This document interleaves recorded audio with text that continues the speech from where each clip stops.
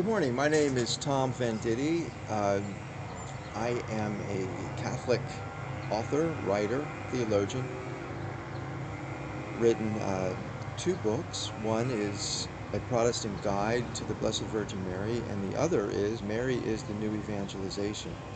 I have my master's degree from Regent University in Virginia Beach, Virginia, and my undergraduate theology degree from Franciscan University in Steubenville, Ohio.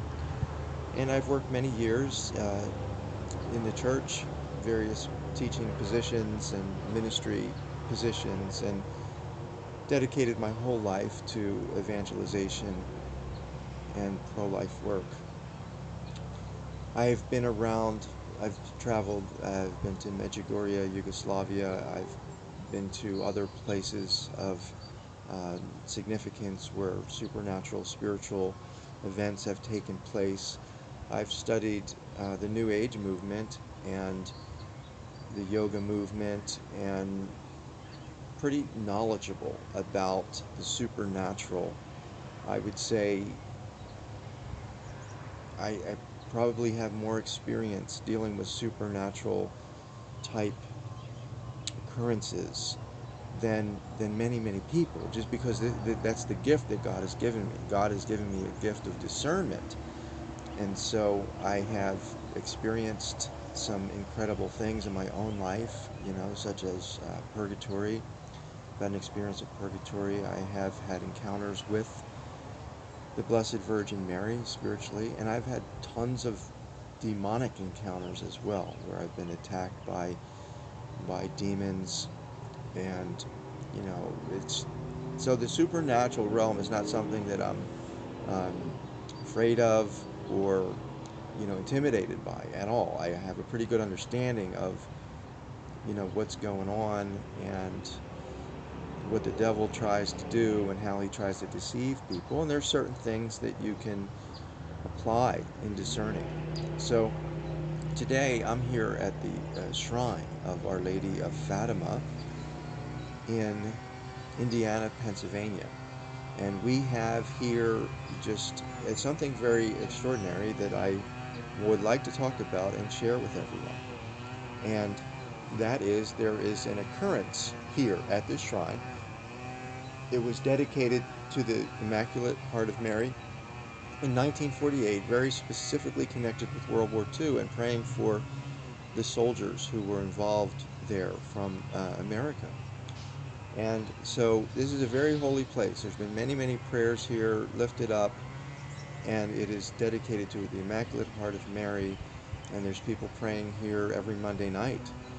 So the group on Monday night was praying, and if you haven't heard, they were talking about the Eucharist and the Eucharistic miracle, and they were looking at this woman brought her camera and showed all the different faces that appeared on a corporal where the precious blood spilt by accident, and the faces on the spots of blood were 11 faces. It actually turned into 11 faces. This is a documented miracle from Germany. But anyway, we're talking about that, and then lo and behold, here at this shrine we notice a face, and I'm going to show you the face. And the face appeared on the wall. Now, we have no idea how long it's been here. All we know is that we've been coming here for, meeting for the last year, basically, and we have really thoroughly looked at this place, and none of us ever noticed this very interesting phenomena on this stone. And so it's like our eyes were opened when she started talking about these faces. It's like we saw something that's could have been here. Who knows how long it could have been here. But if you take a look here on this stone,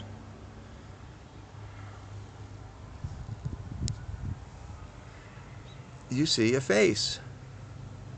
And the woman Nancy, who shared about the Eucharistic miracle, right away said, I believe that's St. Joseph. And you can see the two eyes holding a staff, mustache, head like a turban or a halo, and look at that. I mean, that's just fantastic. And if you look, none of these other rocks have anything even remotely close to. I mean, there's different colors, of course, but no pictures or anything. Yet right here, we have an amazing image. You even have eyeballs, which I find really fascinating. The actual eyeballs. And what we found was that eyeballs are directly pointing to Our Lady. So what appears to us here, and we're the ones that are praying here all the time, is that Saint Joseph is on the stone looking at the Blessed Mother along with the children of Fatima. And then if you looked at the complete stone, you have like a whole scene here, which, down here you have a figure, and then you have like a type of lightning. You have hills here. I mean, this is loaded, I think, with meaning and symbolism. Okay? So, from my, studies and everything I've seen, I think the St. Joseph is very legitimate. Okay? St. Joseph looking at the Blessed Mother. This is a flat side of the stone. This is the underside. His eyes are on the flat side. That's the only way he could be looking at the Blessed Mother, is if his eyes were here on the flat side, because she's up, she's elevated. And then underneath, if his eyes were down here, he'd be looking straight down. But his eyes are actually looking up, which is fantastic. And you have actual eyeballs, which is even more fantastic. And then you have a staff associated with Joseph. In the Proto-Evangelium of James, it talks about the staff of Joseph, and then it blossomed with flowers. That's how they knew he was the one that was to be, the husband of Mary.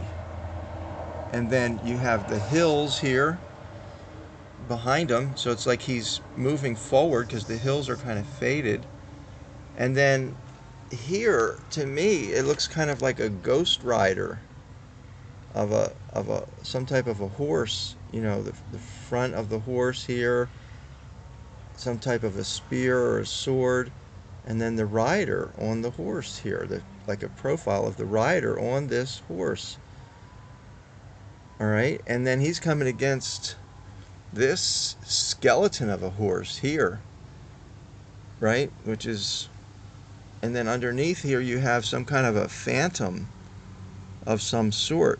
And you might say, oh, that's ridiculous. But no, when you really look at this whole thing, it's like a battle, you know what I mean? The darkness here, the dark horse here against the rider here coming from the hill, and you have St. Joseph coming towards the Blessed Mother. I mean, wow, look at this thing. I mean, this is just fantastic, okay? If someone was to paint a picture, it would be fantastic. But this is a natural thing that's happened here on the rock. So we're very excited. Now, we put this on YouTube, and it was covered by spiritdaily.com. It reached almost 4,000 views, and then YouTube froze it. It literally froze the count.